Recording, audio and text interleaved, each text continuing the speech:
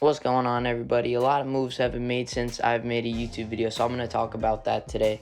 It is lockout season, so there isn't a lot to talk about, but I do have some breaking news coming from some sources, so we'll get into that in a bit. Before I get started, I want to tell you guys to make sure you hit that subscribe button, like the video, and comment video suggestions. All that really helps out a bunch, so yeah, let's get into it. So on December 1st, we went into a lockout due to the CBA not coming to an agreement. The players union and the owners did not come to an agreement, so due to that we have the lockout.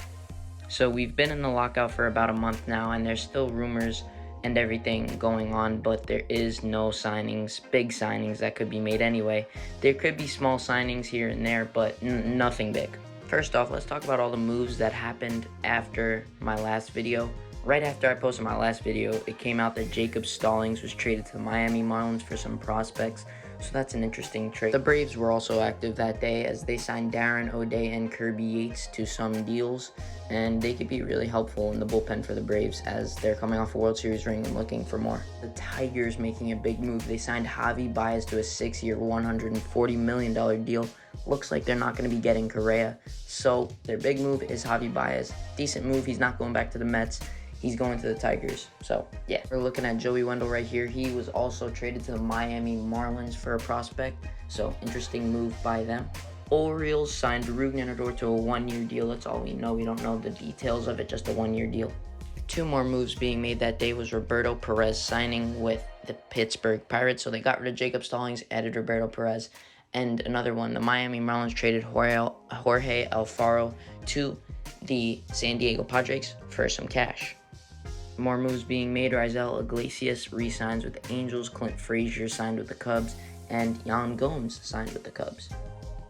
On the last day before the lockout, the Red Sox were busy. They signed James Paxton and Rich Hill to 1-year deals, and they also traded Hunter Renfroe to the Milwaukee Brewers for Jackie Bradley Jr. and a solid prospect.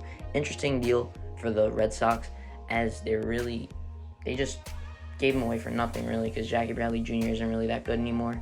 So, yeah, interesting deal. The last two big deals that did happen, Chris Taylor was sent back to the Dodgers. They signed him on a 4-year deal. And the last one that happened, Marcus Stroman signed a deal with the Chicago Cubs. They're going to have their #1 starter.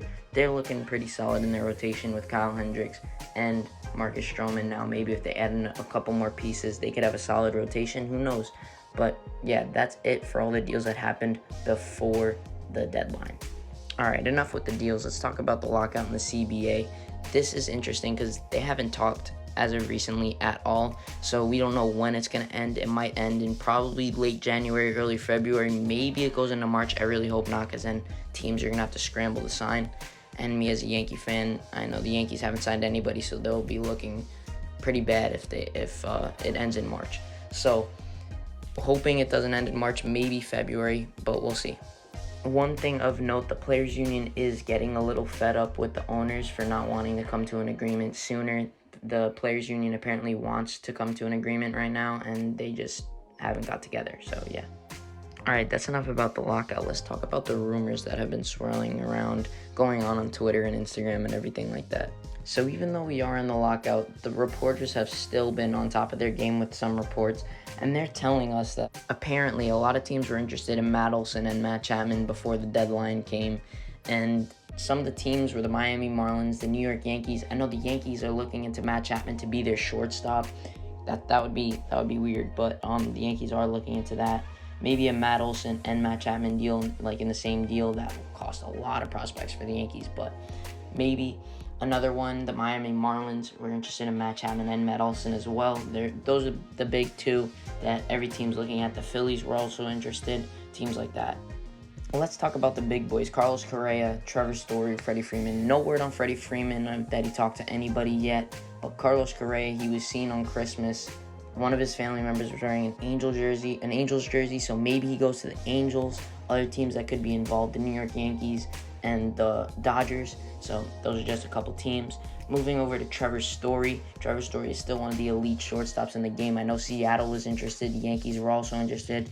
We'll have to see what happens there. But that's really all the free agents that I could think of. Moving over to pitching, I know Carlos Rodon was seen by the New York Yankees as well as his former team, the Chicago White Sox. And Clayton Kershaw, he talked to the Texas Rangers and the Los Angeles Angels. So it'll be interesting to see where they go. Maybe Carlos Rodon lands with the Yankees, give them a solid number 2, and maybe Clayton Kershaw goes to the Angels or Rangers, give them a solid number 1. Who knows? Another interesting topic to talk about is Jeff McNeil has been put on the trade block. They're looking to get rid of him because, Francisco Lindor and Jeff McNeil didn't like each other, and they got Francisco Lindor for many, many years to come. So they got to unload Jeff McNeil, and they're looking for some pitching. So maybe they trade him to a team to get some pitching back. Some teams that I know would be interested is the Yankees. I don't see that happening though. I just don't think that would happen. But maybe the Phillies. I don't think they would trade in the division though. So yeah, it'll be interesting to see what teams are interested in Jeff McNeil come after the lockout. But yeah, speaking of the lockout, it'll be real interesting to see when it ends, being that if we only have a little bit of time left after it ends, there's going to be a flurry of moves made in probably a day. Everyone's going to be off the board. So it's going to be real interesting to see what happens after the lockout ends, as a lot of teams are going to be going crazy trying to sign and trade for players. You'll probably see a lot of trades first, and then the signings will come after, just because that's usually what happens. I know I've heard other people say that.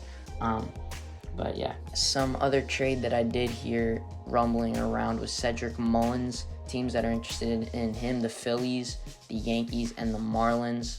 Marlins and Yankees seem to be interested in everyone, so it'll be real interesting to see how those two teams work out. So it'll be really cool to see which teams get him, if any teams get him at all. We'll see. But as for my predictions, I'm going to give predictions real quick. I think Carlos Correa, this might be biased, but I think he comes to the Yankees. I think Trevor Story goes to the Phillies. I think Carlos Rodon re-signs with the White Sox. I think Clayton Kershaw goes to his hometown, Texas, or signs back with the Dodgers. And I think Freddie Freeman ultimately goes back to the Braves. I think the Braves will be willing to put up the money.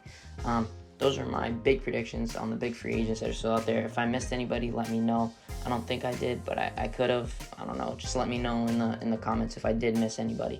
2 more players that could possibly be traded is Brian Reynolds and Ketel Marte, both center fielders that could really benefit on other teams, really do well for other teams. So it'll be interesting to see what happens, as another center fielder is about to make this catch, Cedric Mullins, who is also rumored to get traded. But yeah, that's all I have for you guys today. Make sure to like, comment, and subscribe. And thank you so much for watching. See you on the next one. Peace.